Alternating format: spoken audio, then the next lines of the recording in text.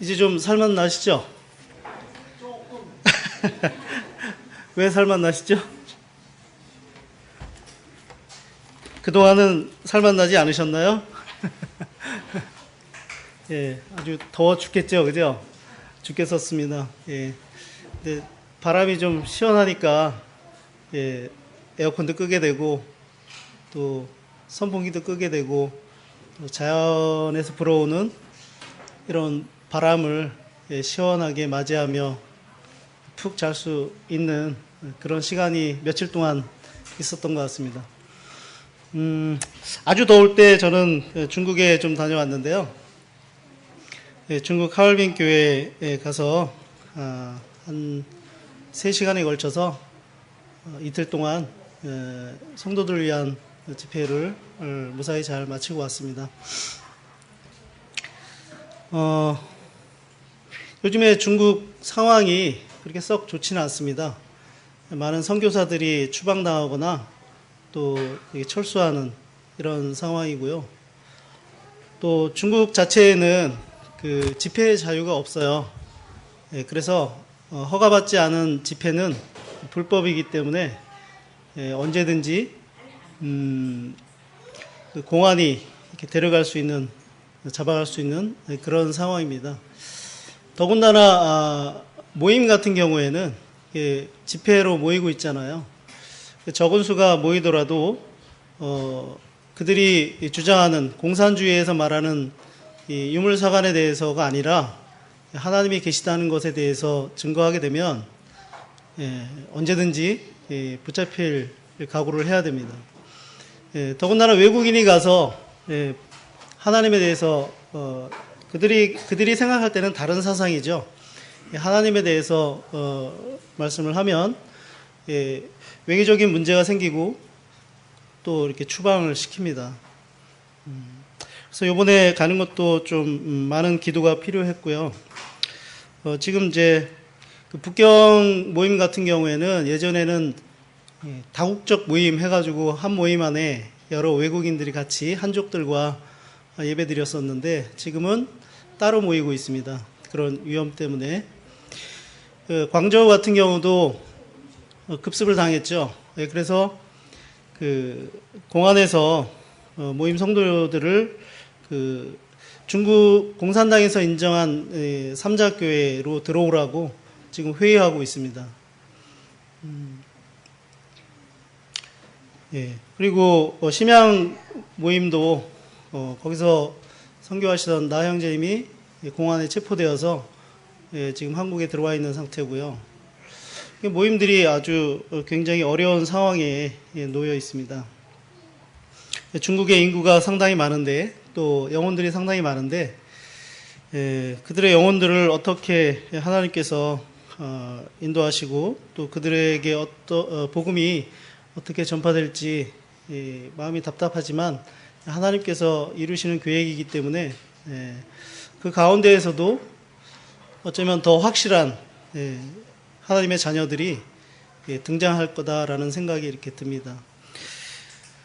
하얼빈 교회는 1993년도에 서명수 형제님께서 중국의 하얼빈 근처에 아성이라는 곳에 갈릴리 학교를 시작하면서 모임이 이렇게 시작됐다고 합니다. 그리고 서명수 형제님이 이제 소천하시고 또 2008년에 그 윤성택 형제님 지금 소천하셨죠? 몇 년 전에. 그래서 그 형제님 부부가 와서 그 교회 성도들을 가르치고 이렇게 돌보고 있었습니다. 처음에는 한 80여 명 정도가 이렇게 모였다고 해요. 그래서 한족 모임이 2개, 또 조선족 모임이 하나 이렇게 따로 모이다가 지금은 이제 그때 구원받은 성도들이 중국 전역으로 많이 흩어져서 모임을 이루기도 하고 또 세상으로 떠나기도 하고 해서 지금은 한족과 조선족이 같이 하나의 모임으로 이렇게 모이고 있어요. 그래서 형제들이 한 5명, 자매님들이 한 11명 정도, 아주 작죠. 청년 학생들이 한 6명 정도 이렇게 모이고 있습니다.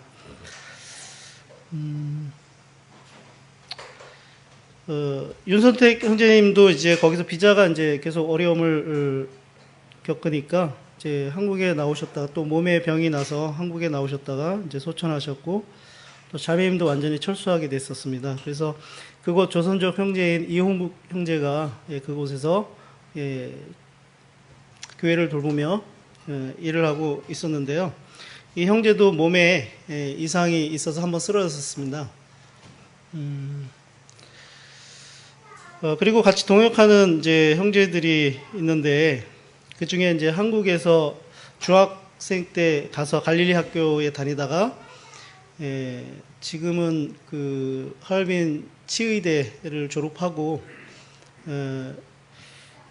실습을 하고 있는 형제 부부가 있어요. 한국 형제입니다. 그래서 그곳에서 아마 취업도 하고 그곳에 계속 있을 생각을 가지고 지내고 있는데 이 형제가 이제 교회 사정을 저에게 알려줬고 또 와서 교제해 줄 것을 부탁을 했었습니다. 그래서 고민하고 기도하면서 이따가 주님이 이런 기회를 허락하셔서 가서 이렇게 교제하게 됐습니다. 그 한국에서 온 그 형제 말고 이제 3명의 한족 형제가 있는데 그 중에 한 형제는 이제 대련에서 한 10년 동안 생활하다가 왔어요.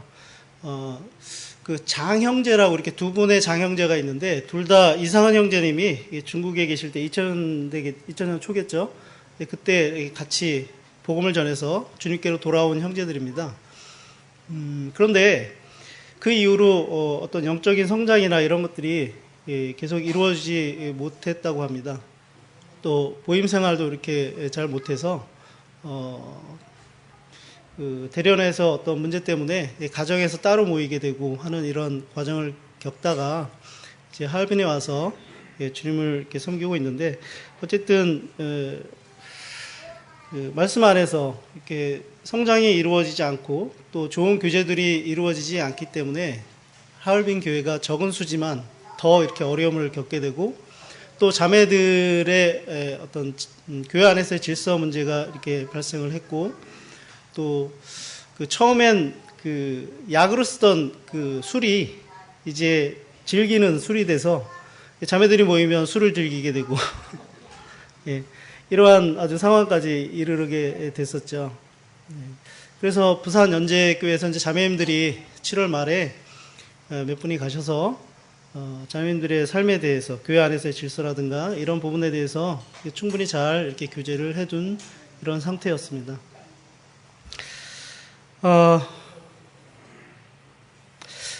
그 우리처럼 이렇게 건물이 따로 있어서 모이는 것이 아니고요. 이제 아파트에서 이렇게 모이게 되는데 그 제가 몇 년 전에 이렇게 말씀드렸지만 그 아파트가 이렇게 복층으로 이루어져 있어요.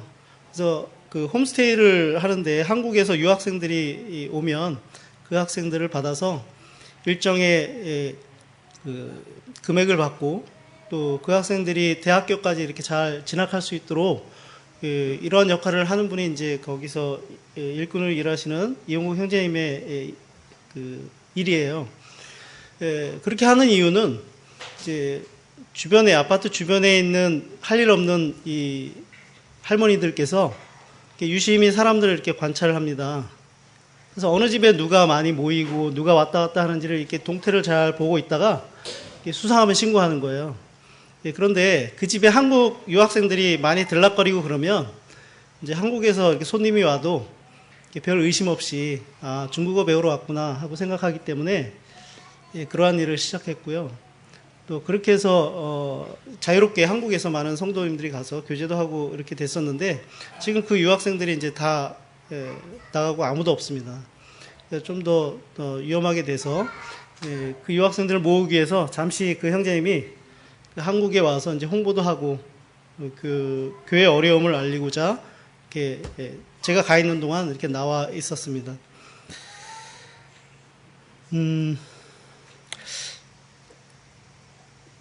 이제 11일 날 토요일 날 집회가 시작이 됐는데 근데 그 전에 이제 성도님들이 그 최근에 심양에서 벌어진 일 때문에 그 우리의 그 밴드처럼 거기도 위챗이라는 이 SNS가 있어요. 거기서 많은 연락을 주고받고 서로 교제하고 있었는데 어느 날 제가 추방이 됐더라고요. 거기서 이렇게 강제 탈퇴가 됐어요. 그래서 이유를 물어봤더니 중국 당국에서 공산당에서 위챗을 다 감시하는 거예요. 그래서 그 외국인들을 일단 다 뺐다. 그래서 거기 살고 있지만 거기 있는 형제도 이렇게 강제로 탈퇴되는 그런 상황이었습니다. 그래서 중국 성도님들만의 그런 그 의사소통이 잘 이루어졌는데 그곳에 이제 집회 일정과 또 시간과 장소 이런 것들이 다 올라가 있었던 거예요. 그런데 그 일을 이렇게 홍보했던 그 형제가 제가 가기 전에 토요일 날 갔는데 화요일 날 이제 공안에 체포가 됐습니다. 그래서 이 성도님들이 이제 걱정을 하기 시작한 거죠. 왜냐하면 이 집회에 대한 관한 일정이 다 이제 공산당에서 이제 알고 잡히면 이 핸드폰부터 이렇게 쭉 보잖아요. 그래서 사실 심양도 그래서 이제 급습을 당했던 거고 그랬던 건데 집회하기 전에 성도님들이 공안이 올 것 같아 막 공안 때문에 막 이렇게 걱정을 하시면서도 계속 기도하더라고요. 저만 이제 그 사실 까맣게 모르고 있다가 그런데 이렇게 생각해 보면 그런 일이 발생할 것 같으면 사실은 집회를 취소하겠죠. 그렇지 않겠습니까? 급습을 당해서 저야 이제 추방되면 그만이지만 거기 있는 성도들은 다시 모이기 어렵거든요. 그런데도 기도하고 믿음으로 집회를 이렇게 강행하는 걸 보면서 이렇게 마음에 좀 이분들의 이 믿음에 대한 이런 것들도 다시 한번 생각하게 됐었고요. 또 말씀을 이렇게 나누면서 제가 생각했던 주제들과는 전혀 조금 다른 주제로 이렇게 진행이 됐어요. 그것도 역시 성령님께서 이렇게 인도하시는구나라고 이렇게 생각이 됐습니다. 제가 생각했던 주제는 이제 여러 신약의 교회들을 보면서 이런 교회의 모습으로 하얼빈 교회가 이렇게 성장해 가기를 바라는 이런 마음으로 기도하고 준비를 했었는데 하나님께서 3시간 동안 이틀 동안 계속 그곳 성도님들에게 말씀하셨던 부분들은 하나님의 하나님됨, 내가 너의 주인이다. 주제권에 대해서 아주 강하게 말씀하시더라고요. 그것이 그분들에게, 그 성도님들에게 가장 필요한 부분이었음을 이렇게 생각하게 됩니다. 하나님께서 주인이라는 이런 믿음, 이런 생각이 없기 때문에 그들 자신이 주인이 되어서 자유롭게 살아가게 되었고 그것이 다른 성도에게 거리낌이 되어도 아무런 부담이 없었던 거죠. 성도가 상처를 받든 또 그것 때문에 모임에 나오지 않든 그래서 구도자들도 많이 잃어버리게 되고 이런 상황에 대해서 잘 몰랐던 거죠. 그래서 주님이 그러한 부분들을 말씀을 주셨습니다. 그래서 앞으로도 아마 성도님들의 기도가 많이 필요합니다. 작고 연약하지만 그거 성도님들이 잘 성장하고 또 그 교회를 통해서 중국에 많은 모임들이 세워졌거든요. 그래서 그러한 역할들을 더 잘 할 수 있도록 기도해 주시기를 이렇게 부탁을 드립니다. 제가 질문을 드리겠습니다. 성경에서 사랑의 사도 하면 누가 생각이 나시나요? 예, 사도 요한이 생각이 나시나요? 왜 그렇죠? 사랑에 대해서 많이 그 서신서라든가 이런 부분에서 많이 말씀을 하셨죠. 원래 사도 요한의 별명은 뭔지 아십니까? 우리의 아들. 예. 마가복음 3장 17절에 보시면 한번 볼까요?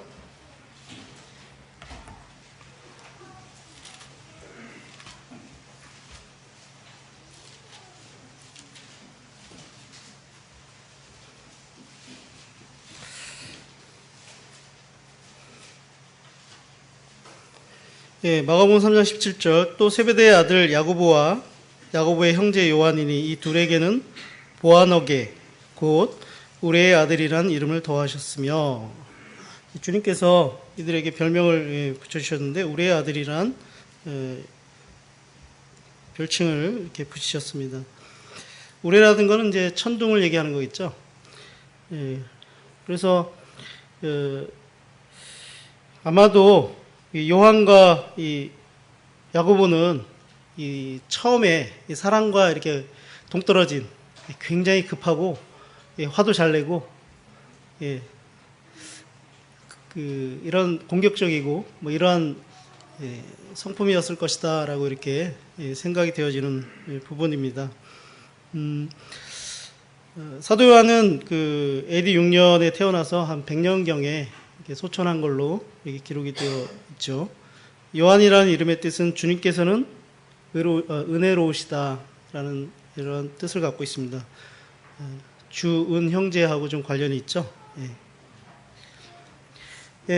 이 둘은 마태복음 4장에 보시면 이제 주님이 그 둘을 이렇게 부르시는 장면이 있어요. 한번 같이 보시겠습니다. 마태복음 4장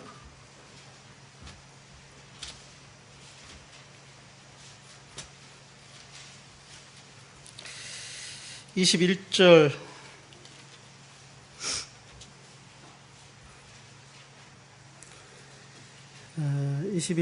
22절에 보면 거기서 더 가시다가 다른 두 형제 곧 세베대의 아들 야고보와 그의 형제 요한이 그의 아버지 세베대와 함께 배에서 금을 깁는 것을 보시고 부르시니 그들이 곧 배와 아버지를 버려두고 예수를 따르니라. 주님은 그 배에서 금을 깁는 이 두 형제를 부르셔서 나를 따르라 라고 얘기했습니다. 그런데 그 둘이 그들의 생업인 이 아버지가 아마 좀 조금 가난하지 않고 배를 갖고 있는 거 보니까 좀 부자였던 것 같아요. 그래서 이 배와 아버지를 버려두고 또 그들의 생업을 버려두고 이렇게 예수님을 쫓았던 이런 모습을 우리가 볼 수 있습니다.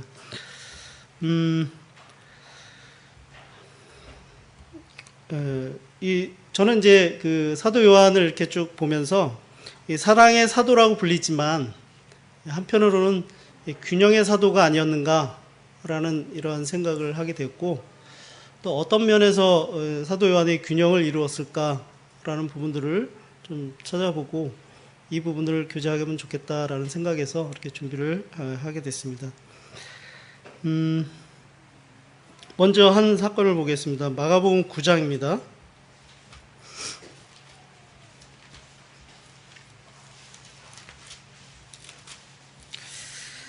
마가복음 9장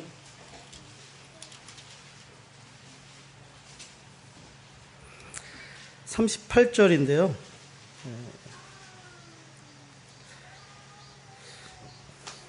요한이 예수께 여짜오되 선생님, 우리를 따르지 않는 어떤 자가 주의 이름으로 귀신을 내쫓는 것을 우리가 보고 우리를 따르지 아니하므로 금하였나이다. 39절 예수께서 이르시되 금하지 말라. 내 이름을 의탁하여 능한 일을 행하고 즉시로 나를 비방할 자가 없느니라. 요한은 예수님께 자랑스럽게 이렇게 얘기했습니다. 어떤 사람이 우리와 같이 이렇게 있지 않은 어떤 자가 주님의 이름으로 귀신을 내쫓는 것을 보고 금했다라고 했습니다. 그 이유는 우리와 같이 하지 않기 때문에 금했다라고 이렇게 말하고 있습니다. 요한의 그 성품이 굉장히 그 자기 주장이 강하고 공격적이고 또 참을성이 없는 이러한 그 인격적인 특성이 잘 이렇게 드러나는 이 부분이기도 합니다. 사실 예수 그리스도의 이름으로 귀신을 내쫓는다는 것은 나쁜 일일까요? 그건 잘못된 일일까요? 그렇지 않잖아요. 그런데 단지 우리와 함께하지 않는다는 이유로 금했다라는 것을 보면서 이분이 굉장히 뭐라 그럴까요? 이렇게 포용하지 못하는 그리고 주님의 일에 대해서 넓게 생각하지 못하는 굉장히 이렇게 지엽적이고 그런 생각을 갖고 있구나라는 것을 이렇게 생각을 했습니다.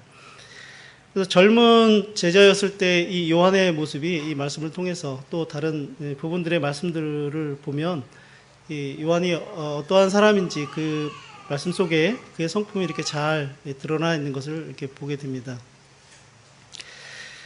하지만 우리가 나이 든 사도 요한을 보면 사도들 중에 가장 오래 이렇게 살아서 남아있던 사도이거든요. 가장 오래 남아서 순교당하지 않고 하나님께 자연스럽게 이렇게 소천이 된 것은 어떤 면에서 이렇게 좋은 것일 수도 있지만 그 당시의 상황으로 보면 그것이 결코 꼭 이렇게 복을 받은 것만은 아니겠다라는 생각이 들어요. 왜일까요? 그와 같이 했던 형제들의 그 박해와 또 순교를 계속 지켜봤을 거 아니에요. 그렇죠? 그리고 그 자신도 여전히 그런 박해를 받고 또 말년에 로마 황제의 숭배 사상에 가담하지 않았기 때문에 그가 잡혀서 반모섬에 유배가 되고 그러한 모습들이 인간적으로 보면 그가 오래 살았지만 결코 그 삶이 인간적인 모습에서는 이렇게 순탄하거나 행복하지는 않았을 것이다라는 이런 생각이 드는 거죠.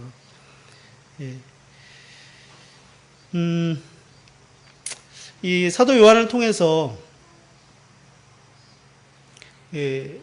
우리의 삶이 나의 모습이 앞으로 어떠한 모습이 되어야 되겠다라는 이렇게 좋은 본이 된다고 이렇게 생각이 듭니다.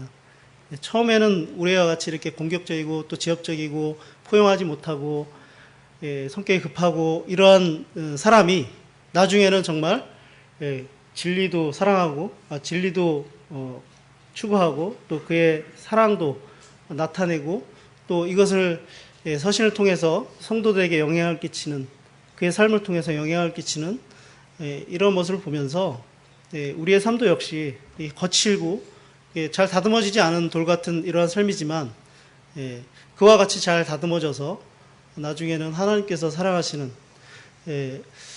이러한 자가 되어야 되지 않을까라는 생각을 합니다. 이 성경에서 이 사도 요한은 자신의 이름을 이렇게 직접 밝힌 부분이 거의 없습니다. 그냥 예수님께서 주님께서 사랑하시는 자라고 이렇게 표현이 된 부분들이 꽤 많이 있더라고요. 그것을 보면서 나도 다른 건 몰라도 주님께서 사랑하시는 자로 남으면 좋겠다라는 이런 생각도 좀 하게 됐습니다.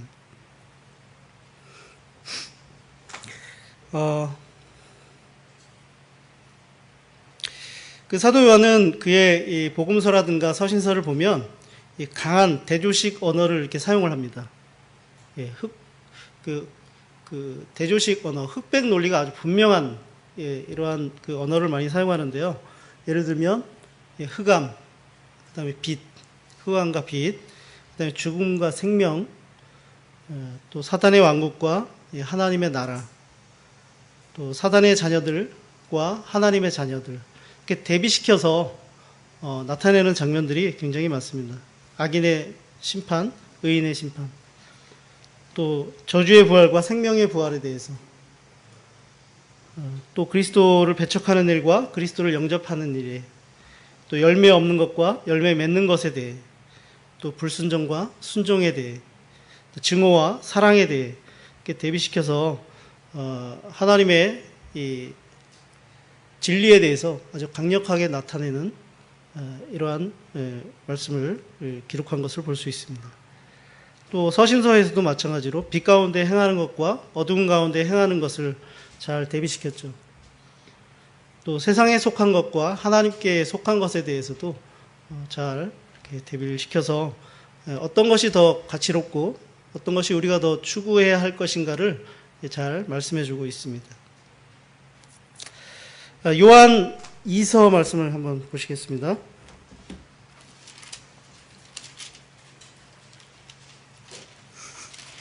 요한 2서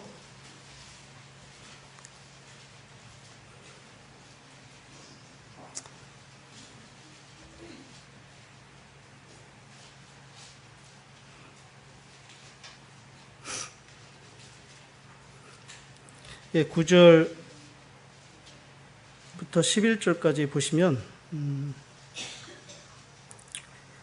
지나쳐 그리스도의 교훈 안에 거하지 아니하는 자는 다 하나님을 모시지 못하되 교훈 안에 거하는 그 사람은 아버지와 아들을 모시느니라. 누구든지 이 교훈을 가지지 않고 너희에게 나아가거든 그를 집에 들이지도 말고 인사도 하지 말라. 그에게 인사하는 자는 그 악한 일에 참여하는 자임이라. 그래서 요한일서에서 사도 요한은 모든 거짓으로부터의 완전하고 이게 전적인 분리를 촉구하게 하는 것을 이렇게 볼 수 있습니다. 또 그 옆에 3서 11절에 보시면 사랑하는 자여 악한 것을 본받지 말고 선한 것을 본받으라. 선을 행하는 자는 하나님께 속하고 악을 행하는 자는 하나님을 배웁지 못하였느니라. 그래서 이런 말씀들을 보면서 이 사도 요한이 이 진리를 향한 이 열정이 얼마나 많이 있는가, 또 이러한 절대적이고 확실한 용어를 사용함으로써 이 하나님의 진리가 확고하다라는 것을 잘 나타내 주고 있습니다.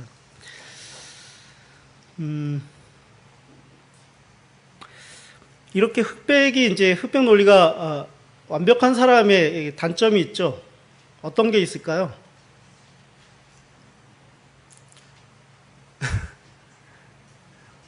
예? 왜 웃기만 하시고 왜 말씀을 안 하세요? 예, 그게 이제 진리가 확실하면 정말 이것보다 좋은 게 없잖아요. 타협하지 않고, 예, 그 진리를 잘 지킬 수 있는 그런 능력이 있지만, 만약에 그가 믿는 것이 진리가 아니라면 어떻게 될까요? 전체를 다 빠뜨리게 되는 이런 상황도 발생할 수 있다는 그런 단점이 있죠. 극단주의에 치닫게 되는 그런 단점도 있을 수 있겠죠. 만약에 사도 요한이 이 진리에 대해서만 이렇게 강조하고 또 그런 부분들을 강하게 이렇게 드러낸 그의 저서에서 그렇게 드러냈다고 하면 어땠을까요? 물론 사랑의 사도라는 이런 별칭을 얻지도 못했을 뿐만 아니라 진리는 바로 섰겠지만 많은 부분에서 어려움들이 있었겠죠. 그래서 이런 것을 생각하게 합니다. 그 젊은 이 요한에게 있어서 이 진리는 정말 강력한 것이었고 예수님을 쫓아서 배운 그런 것들이 주님께서 그의 삶을 통해서 보여주신 그런 사랑이 이렇게 자꾸 보인 것이 아니라 그분의 입을 통해서 나오는 그런 강력한 이 진을 파하는 이런 말씀들, 또 이런 진리들이 그에게는 아마 더 강하게 이렇게 왔었던 것 같아요. 그래서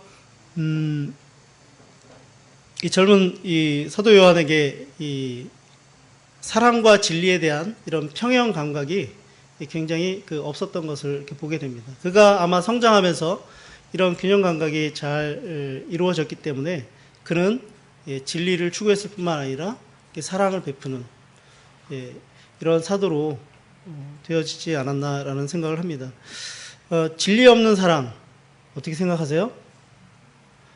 그러면 사랑 없는 진리는요? 혼란스럽고, 예. 진리 없는 사랑은 특징이 없죠. 그죠? 예. 그거는 어쩌면 위선으로 나타날 수도 있겠죠. 사랑이 없는 진리는 품위가 없고 또 굉장히 잔인한 이런 모양으로 나타날 수도 있을 것입니다. 예. 먼저, 사도 요한은 이 균형적인 면에 있어서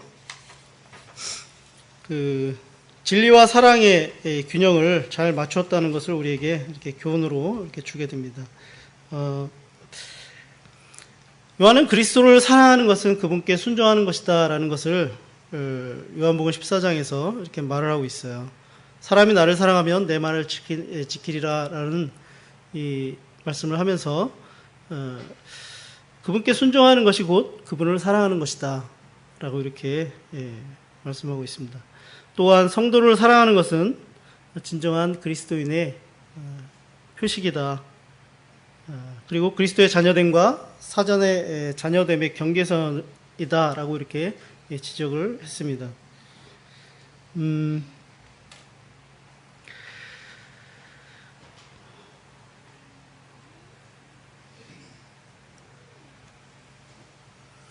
아까 우리가 살펴본 마가복음 9장에서 그 진리에 대한 열심이 있었지만 사람을 향한 그 사랑이라든가 그 동정심 이런 것들이 모자랐던 것을 우리가 잠깐 살펴봤는데요. 이번엔 누가복음 9장을 한번 볼게요. 또 다른 사건에서 이 사도 요한이 어떠한 태도를 취하고 그의 어떠한 모습이 나타나는지를 좀 같이 보고 싶습니다.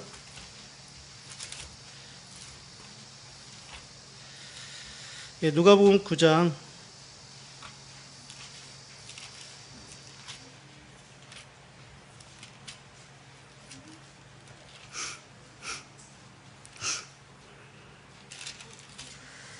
54절인데요.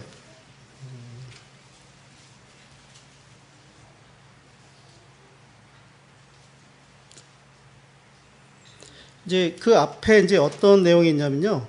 51절부터 보겠습니다. 이 말씀을 하기 전에 그 앞에서는 그 제자 중에서 이제 누가 크냐 하는 변론이 일어났어요. 그래서 그 주님께서 이 큰 자에 대해서 교훈을 주신 이런 장면이 나옵니다. 그래서 어린아이 하나를 영접하면 곧 나를 영접합니다 라고 이렇게 말씀하시면서 너희 모든 사람 중에 가장 작은 그가 큰 자다라는 이 교훈을 말씀하셨는데, 바로 이어서 이제 51절에 보시면 예수께서 승천하실 기약이 차감해 예루살렘에 향하여 올라가기로 굳게 결심하시고 사자들을 앞서 보내심에 그들이 가서 예수를 위하여 준비하려고 사마리아인의 한 마을에 들어갔더니 예수께서 예루살렘을 향하여 가시기 때문에 그들이 받아들이지 아니하는지라. 제자 야고보와 요한이 이를 보고 이르되 주여 우리가 불을 명하여 하늘로부터 내려 저들을 멸하라 하기를 원하시나이까. 55절입니다. 예수께서 돌아보시며 꾸짖으시고 함께 다른 마을로 가시니라. 사마리아에서 예수님을 이렇게 받아들이지 않았어요. 그것을 통과해야 되는데, 그러니까 이 야고보와 요한이 주님께 우리가 하늘에서 불을 명해서 하늘로부터 떨어져서 저들을 멸하라고 이렇게 할까요? 라고 이렇게 질문을 했어요. 그러기를 원하십니까? 라고 했더니 예수님이 그렇게 해라 라고 하신 게 아니라 그 두 제자를 꾸짖으셨죠. 그리고 그 마을을 피해서 다른 마을을 통해서 이렇게 가게 되십니다. 어떠세요? 요한의 어떤 성품이 보이세요? 요한에게 그 사마리아인들을 사랑하는 마음이 보이나요? 주문을 받지 않는 그들에게 내려지는 이 정확하고 명확한 이 진리는 이에게 보이지만, 그러나 그 영혼들에 대한 사랑의 마음은 전혀 없다는 것을 아마 이렇게 보실 수 있을 것입니다.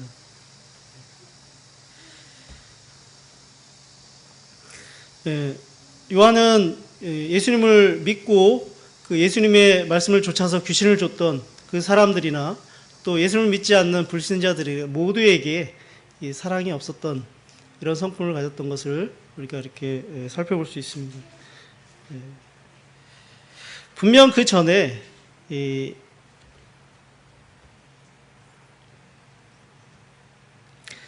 제자들이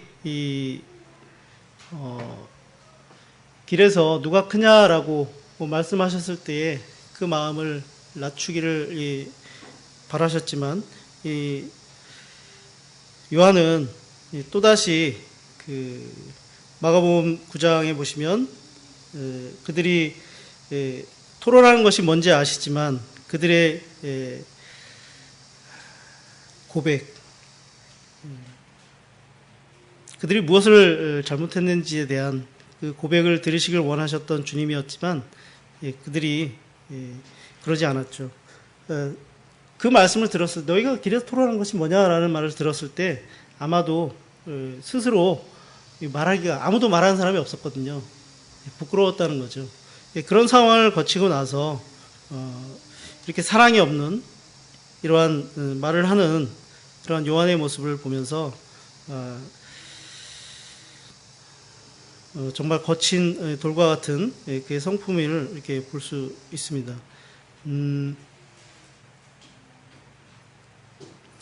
이러했던 요한이 나중에 이 사랑에 대해서 하나님은 사랑이시다.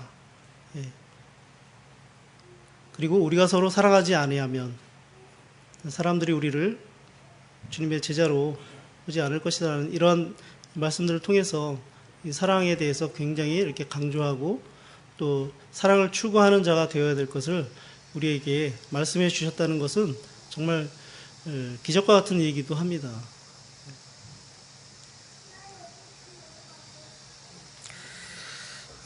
고린도전서 13장에 보시면 우리가 잘 아는 이 사랑에 대해서 잘 나타나 있는데요.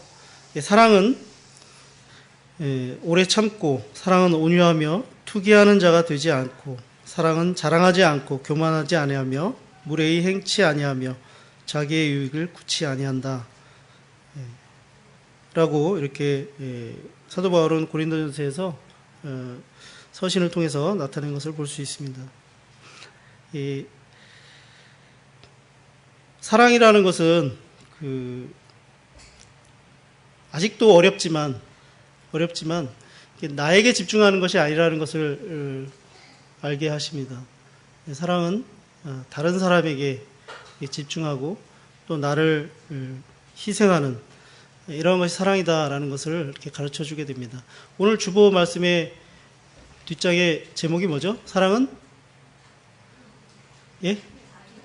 자기 포기다. 나에 대해서 생각하지 않고 다른 사람의 유익을 구하는 것이 사랑이다라는 것을 이렇게 가르쳐 주게 됩니다.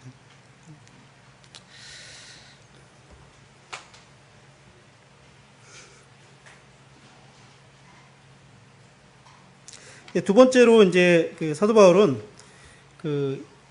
야망과 겸손의 균형을 잘 이룬 그런 사도다라는 것을 이렇게 보게 됩니다. 야망이 나쁜 것일까요? 또 욕망이나 야망은 우리가 흔히 좀 이상한 쪽으로 이렇게 생각하지 않나요? 그렇죠?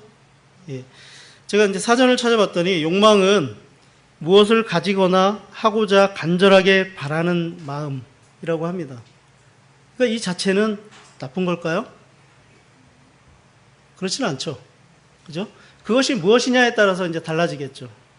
그렇죠? 내 육신에 관한 것들을 내가 간절히 바라고 원하는 것은 분명히 잘못된 것이지만 하나님의 계획과 하나님의 나라에 대해서 내가 가시려고 하고 바라는 것은 그것은 나쁘다고 할 수가 없는 거겠죠. 또 야망이라는 것은 앞날에 큰 일을 이루고자 하는 소망이 바로 이 야망입니다. 그런데 이것도 역시 나에게 집중이 되면 내가 성공하고자 하는 이런 욕심으로 변하게 되겠죠. 그러나 그것이 하나님의 계획이 이 앞날에 되어질 이 계획이 이루어질 것을 또 그것을 이루고자 열심히 복음을 전하는 이러한 모습으로 나타난다면 그것은 결코 나쁘다고 이렇게 볼 수는 없을 것입니다. 그래서 우리는 모두 이러한 욕망과 또 야망을 하나님 안에서 주님 안에서 가지고 있어야 된다는 것이죠.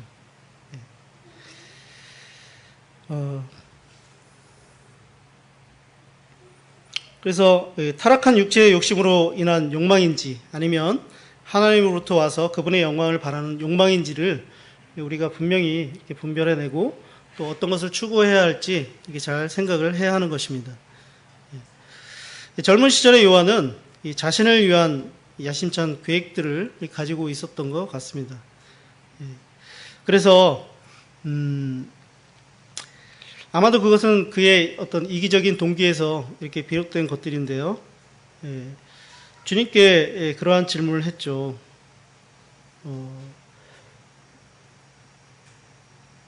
마가복음 10장에 보시면 아까 우리가 찾아봤던 부분 그 다음인데요. 마가복음 10장에 보면 또 하나의 사건이 또 나옵니다. 한번 볼까요? 마가복음 10장 35절부터 45절에 보시면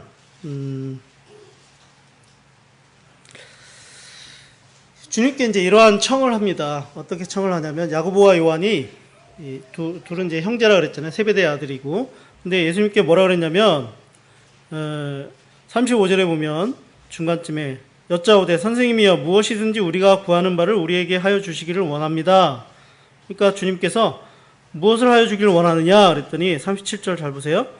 여짜오되 주의 영광 중에서 우리를 하나는 주의 우편에 하나는 좌편에 앉게 하여 주십시오 라고 이렇게 청을 하는 것을 볼 수 있습니다. 38절 예수께서 이르시되 너희는 너희가 구하는 것을 알지 못하는도다. 내가 마시는 잔을 너희가 마실 수 있으며 내가 받는 세례를 너희가 받을 수 있느냐 그랬더니 할 수 있습니다 라고 했어요. 그랬더니 예수님께서 너희는 내가 마시는 잔을 마시며 내가 받는 세례를 받으려니와 내 우편에 앉는 것은 내가 줄 것이 아니라 누구를 위하여 준비되었든지 그들이 얻을 것이니라. 주님은 주님의 좌편 우편에 요한과 야고보를 앉힐 권한이 없었어요. 그것은 누구에게 있다고요? 그것은 아버지께 있는 것입니다.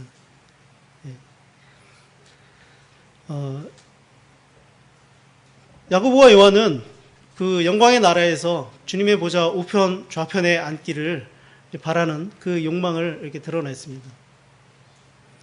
그 자체는 그렇게 나쁘다고 볼 수는 없어요. 그거는 열정이잖아요. 주님을 향한.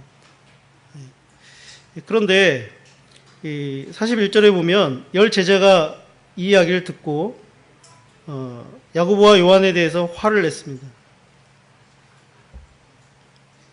이 화를 냈다는 이유는 뭘까요? 그들도 역시 동일하게 야고보와 요한과 같은 그런 욕망이, 그런 야망이 있었다는 거죠.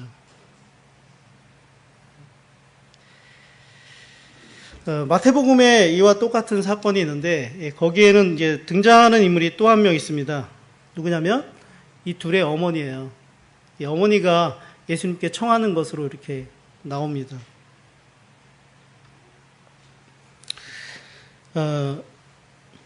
그들이 이러한 특혜, 그 예수님의 나라에서 그 나라에서 좌우편에 앉게 해달라는 이런 특혜를 은밀하게 구하고 있었다는 것을 우리가 이렇게 살펴볼 수 있는데요. 예수님이 이 앞절에서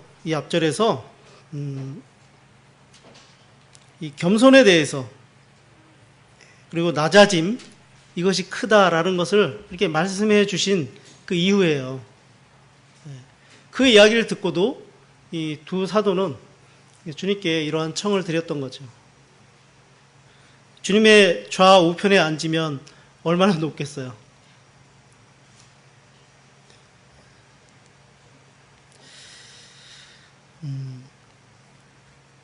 그래서 젊은 사도 요한은 하나님께 대한 이런 열정이 아주 컸고 또 그런 야망이 있었지만 그에게는 부족한 것이 있었습니다. 그것이 뭘까요? 바로 겸손한 마음이겠죠. 다시 말씀드리지만 야망을 가시는 것은 절대 이게 잘못된 것이 아닙니다. 그리고 야고보와 요한이 하나님 나라에서 예수님 좌우편에 앉는다는 것 그 자체가 그런 야망을 갖는다는 것 그 자체가 이렇게 잘못됐다고 이렇게 보기는 어렵습니다. 누가 그런 자리를 욕심내지 않겠습니까? 주님을 향한 열정 또 주님과 가장 가까이에 있고 싶어하는 이런 야망 없으신가요? 그게 없다는 게 더 이상하지 않나요? 주님 안에서 그런 열정이 우리로 하여금 그리스도의 일을 하게 하고 주님께서도 상급을 말씀하신 이유가 있습니다. 우리가 난 상급 바라지 않아 라고 하지만 그러나 우리가 한 일에 대해서 주님은 분명히 상급을 매기겠다고 하셨어요. 그렇다면 우리의 삶의 태도도 그 상급을 바라보고 좀 더 성실하게 또 좀 더 주님께 열정적으로 다가가야 함을 이렇게 말씀하고 있는 것입니다. 그런데 그들의 잘못은 그런 자리에 앉기에 합당한 사람이 되기를 바라는 것보다 그 자리 자체를 손에 넣겠다고 하는 것이죠. 야심을 향한 또 그러한 야망을 향한 그것을 조절할 만한 이런 겸손이 없었음을 우리가 이렇게 보게 됩니다. 주님이 이렇게 말씀하셨어요. 예수께서 불러다가 이르시되 이방인의 집권자들이 그들을 임의로 주관하고 그 고관들이 그들에게 권세를 부리는 줄을 너희가 알거니와 너희 중에는 그렇지 않을지니 너희 중에 누구든지 크고자 하는 자는 너희를 섬기는 자가 되고 너희 중에 누구든지 으뜸이 되고자 하는 자는 모든 사람의 종이 되어야 할지라 인자가 온 것은 섬김을 받으려 함이 아니라 도리어 섬기려 하고 자기 목숨을 많은 사람의 대속물로 주려 함이니라 라고 주님이 42절로 45절에 말씀해주고 있어요. 주님의 제자 모두가 이러한 야망이 있었기 때문에 야고보와 요한이 그런 얘기를 했을 때, 청을 주님께 했을 때 그들이 듣고 같이 분냈어요. 그들에게 똑같은 야망이 있었다는 거죠. 그런데 주님께서는 제자들을 불러다가 이렇게 말씀하시는 겁니다. 세상에서는 집권자들이 막 임의로 주관하는 거죠. 자기가 원하는 자리에 원하는 사람을 이렇게 앉히는 권세가 있는 거죠. 그렇지만 너희 중에는 그것보다 더 중요한 것이 있는데 그것이 뭐냐면 크고자 하는 자는 섬기는 자가 되라 라고 주님이 이 겸손에 대해서 말씀해 주고 있는 것입니다. 으뜸이 되고 싶냐? 그러면 종이 되라. 예수님은 만물을 지으신 창조주이셔요. 하나님이십니다. 근데 그분이 사람의 몸을 입고 오셨는데 으뜸이 되고자 오신 것이 아니다라고 말씀하고 있는 거예요. 인자에 온 것은 섬김을 받으려 함이 아니라 으뜸이 되고자 함이 아니라 도리어 섬기고 또 자기 목숨을 많은 사람의 대속물로 주려 합니다. 라고 말씀을 하시면서 이게 제자들을 가르치고 있는 것입니다. 그들이 주님께로 가까이 있고자 하는 그런 욕망 속에 주님은 겸손을 더하셔서 그들이 그런 욕망과 주님께 가까이 하고자 하는 이 하나님의 계획들에 대한 욕망과 이 겸손이 서로 잘 균형을 이룰 수 있도록 말씀해주고 있다는 것입니다.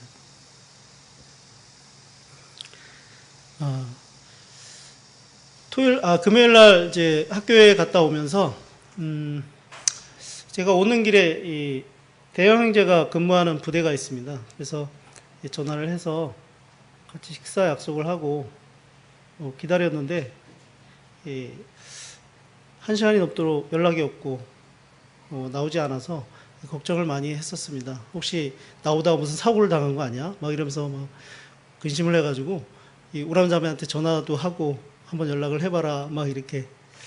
그래도 어쨌든 좀 늦게 만나서 같이 식사도 하고 그런 바람에 이제 기도 집회도 나오지 못했는데요. 어쨌든 교제를 하면서 형제가 이런 얘기를 했습니다. 이제 형제가 일주일에 한 번씩 이렇게 GP에 들어가요. GP라는 것은 그 DMZ 안에 있는 초소예요. 굉장히 북한하고 이제 가까운 곳에 있는 곳인데 그곳에 일주일에 한 번씩 가서 점검을 하는데 하루를 자고 이렇게 나온답니다. 근데 그곳에 앉아가지고 이렇게 하늘을 보니까 뭐가 보였냐면 굉장히 많은 별들이 보인 거예요. 아주 어마어마하게 많은 별들이 쏟아질 것처럼 하늘에 이렇게 있더래요. 그러면서 느낀 게, 난 참 아무것도 아닌 존재구나, 라는 것을 이렇게 생각했다고 합니다. 저도 그 얘기를 들으면서, 도시에서는 왜 그 많은 별들을 볼 수 없을까를 생각해 봤어요. 왜 볼 수 없을까요? 네? 밝아서, 그죠? 예. 그 별빛을 가리는 수많은 빛이 이 도시에 있잖아요. 그러니까 그 빛을 우리가 볼 수가 없는 겁니다. 내가 높아지고 내가 밝아지면 결국 하나님께서 주시는 빛을 우리가 볼 수가 없는 것입니다. 내 빛이 가려지고 내가 낮아질수록 나는 정말 아무것도 아닌 존재라는 것을 인정할 때 하나님이 보이고 또 하나님의 그 위대하심이 보인다고 이렇게 생각이 듭니다. 이것이 바로 하나님께서 우리에게 주신 겸손이 아닌가라는 이런 생각을 합니다. 아까도 말씀드렸지만 요한은 자기 자신에 대해서 잘 이렇게 언급을 안 했는데요. 대신에 뭐 요한복음이라든가 또 다른 서신서에 예수님이 사랑했던 제자라고 이렇게 표현을 했고, 또 계시록 1장에서 보면 나 요한은 너희 형제요 예수의 환난과 나라와 참음에 동참하는 자다라고 자신을 이렇게 표현한 것을 볼 수가 있습니다. 그래서 하나님을 향한 우리의 건전한 그리고 영적인 이런 욕망과 또 우리의 겸손에 어떠한 균형을 이루어야 할지를 잘 가르쳐주고 있다고 생각이 됩니다. 또 세 번째는 시간이 별로 없지만 언급을 하고 넘어가야 될 것 같습니다. 영광과 좀 전에 읽어드렸던 그 계시록 1장 9절에 있는 말씀처럼 영광과 이 고난이 이 균형을 잘 이루어야 함을 이렇게 가르쳐준 사도가 바로 요한이지 않은가, 사도 요한이지 않은가라는 생각을 합니다.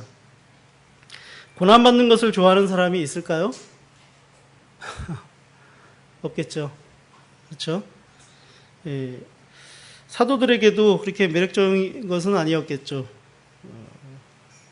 왜냐하면 이 고난받는 것을 좋아한다면 예수님이 잡히시던 밤에 제자들이 다 남아 있었겠죠.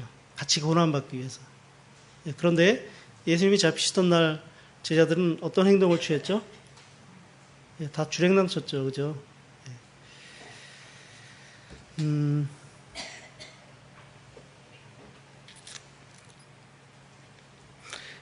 사도 요한은 그 베드로와 야고보와 함께 특별한 것을 이렇게 경험한 사람이에요. 뭐냐면 변화산에서 주님이 변화가 돼서 있는 모습을 이렇게 목도한 사람들입니다. 그래서 그 영광에 참여할 것이라는 것을 그러한 주님의 약속을 이렇게 굳게 믿고 있던 이런 제자이기도 합니다. 마가복음 19장 28절에 보면 예수께서 가라사대 내가 진실로 너에게 이르노니 세상이 새롭게 되어 인자가 자기 영광의 보좌에 앉을 때에 나를 좇는 너희도 12보좌에 앉아 이스라엘 12지파를 심판하리라. 이런 약속을 해주셨거든요. 그래서 이 사도 요한도 이 약속을 굳게 잡고 있었던 그러한 사람이기도 합니다. 그런데 하나님의 이 영광에 참여하는 것은 어떤 대가가 치러지지 않으면 바랄 수 없는 것이기도 합니다. 우리가 가끔 예배 시간에 기도를 하지만, 예배를 드리지만, 우리가 이런 평화 가운데 있는 것은 누군가가 이런 평화를 우리에게 주시기 위해 그런 희생을 치렀다는 거죠. 우리가 이 생명을 얻기 위해서 누군가가 그 생명을 희생하셨다는 것을 우리가 생각할 때 그분이 바로 예수 그리스도다라는 것을 우리가 생각하고 감사하며 하나님께 영광을 돌리는 시간을 갖는 것입니다. 우리가 누리고 있는 이런 평안은 그냥 주어진 것이 아닙니다. 누군가의 고난이 있었기 때문에 가능한 것이죠. 우리에게 또 마찬가지로 우리가 어떤 그 영광을 누리기 위해서는 우리의 삶도 역시 그런 고난이 같이 따라와야 된다는 것입니다. 고난은 바로 이 영광의 대가이기 때문입니다.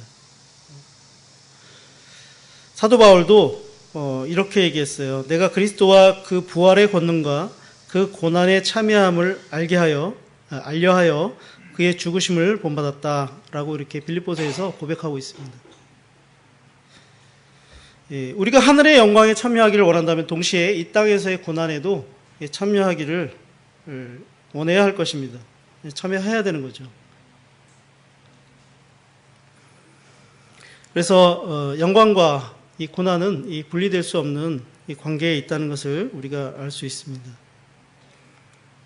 예수님께서 누구든지 나를 따라오려거든 자기를 부인하고 자기 십자가를 지고 나를 따를 것이니라. 누구든지 제 목숨을 구원하고자 하면 잃을 것이요 누구든지 나를 위하여 제 목숨을 잃으면 찾으리라 라고 이렇게 말씀해주고 있습니다. 자기를 부인하는 것, 자기 십자가를 지는 것, 이것이 우리에게 의미하는 바가 뭐겠습니까?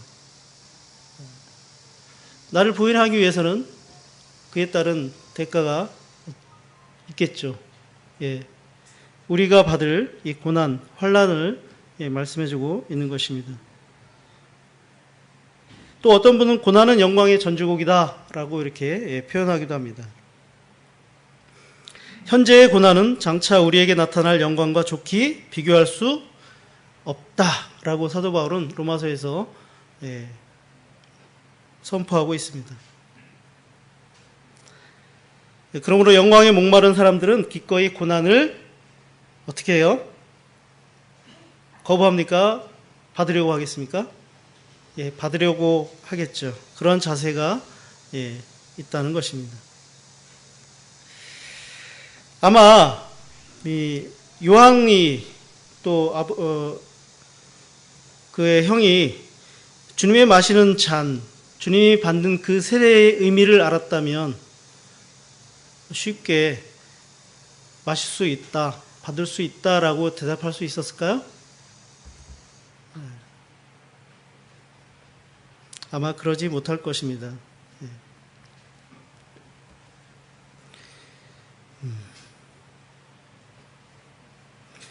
그들은 우리가 할 수 있다라고 주님께 말씀드렸지만 그런 기회가 왔을 때 정작 그들은 도망쳤죠. 사도 요한은 그 예수님이 십자가에 달릴 때에도 그 아래에 있었습니다. 그래서 예수님이 요한에게 얘기했죠. 마리아도 육신의 어머니도 계실 때 어머니 아들입니다. 또 요한에게는 내 어머니다 라고 이렇게 말씀하셨잖아요. 그렇다면 예수님이 십자가에서 고난받을 때 요한이 거기에 있었다는 거죠. 성경에 보면 그 대제사장과 잘 아는 제자라는 이렇게 표현을 해서 그 제자가 바로 요한이라는 것을 이렇게 말씀해 주고 있습니다.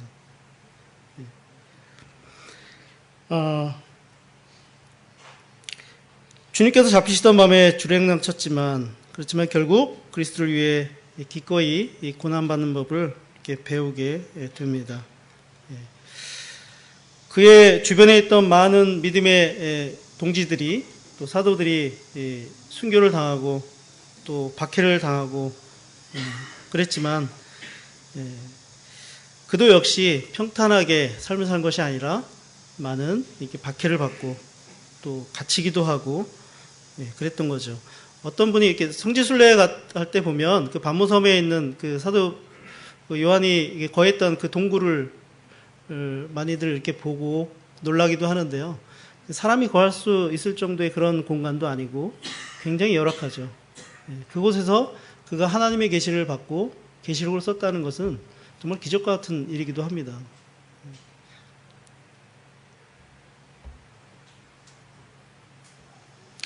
그래서 우리에게 이러한 그 하나님께로부터 우리에게 약속하신 그 영광을 우리가 누리기 위해서는 이 세상에 사는 동안 우리에게 있을 이 환난에 대해서 우리가 대비하고 또 이 영광과 환난이 우리에게 어떤 균형적인 삶을 주는가를 이렇게 생각을 해야 할 것입니다. 아까 우리가 불렀던 찬송가 256장에 보면 주와 함께 고난받음 우리 영광이요 주와 함께 수치당함 우리 자랑일세라는 이 가사가 저의 마음을 강하게 감동을 주었습니다.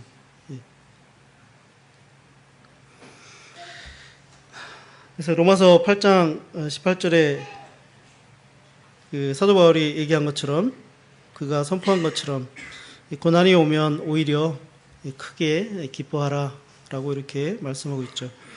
그래서 예수 그리스도에 나타나실 때 칭찬과 영광과 존귀를 얻게 하려 함이다 라고 이렇게 우리에게 위로하고 있습니다. 오늘은 그 사도 요한을 통해서 우리가 어떻게 균형적인 삶을 살 것인가에 대해서 교훈을 준 부분을 이렇게 살펴봤습니다. 저도 소망합니다. 사도 요한이 그의 삶이 거칠고 또 한계가 있었던, 약점이 있었던 그런 사람이었지만 그가 예수 그리스도를 통해서 배웠던 이런 사랑의 또 겸손의 또 고난을 즐기는 이러한 삶을 저도 배우기를 원합니다. 성도님들도 앞으로 얼마나 더 사실 이 땅에서 살지 모르지만 우리가 사는 동안 이런 부분들을 잘 명심하고 또 사도 요한이 나중에 사랑의 사도가 된 것처럼 우리도 진리를 사랑하고 또 진리 안에서 행하고 또 사랑하는 사랑을 나누는 이러한 성도님들이 되기를 또한 또 저도 그렇게 되기를 이렇게 소망합니다. 기도하시겠습니다. 아버지 하나님 감사드립니다. 저희가 저희 자신을 볼 때에 참 부족하고 또 무엇보다 하나님께 도무지 갈 수 없는 이런 자들인데 하나님께서 저희를 보시고 또 예수 그리스도를 통해서 저희를 변화시키셨으며 또 저희가 하나님께로 돌아올 수 있는 그러한 길을 예수 그리스도를 통해서 나타내 보이시고 또 믿음으로 그 길을 갈 수 있도록 도와주시는 것을 감사드립니다. 저희 삶에 많은 주님을 만난 이후에도 많은 어려움이 있고 또 주님을 닮지 못하는 이러한 성품들이 자주 나타나지만 그러나 이러한 것들이 주님의 말씀으로 의해서 주님의 진리에 의해서 깎여지고 또 주님의 사랑으로 보듬어져서 주님 안에서 잘 성장하여 주님의 장성한 분량에 이르는 데 되기를 저희가 간절히 소망하게 됩니다. 주님이 이 시간을 주셔서 같이 하나님의 말씀을 나눌 수 있도록 하신 것을 감사드리고 또 사도 요한을 통해서 우리가 여러 가지 교훈을 배우게 하신 것도 감사를 드립니다. 저희를 사랑하신 예수 그리스도의 이름으로 감사하며 기도드립니다. 감사합니다.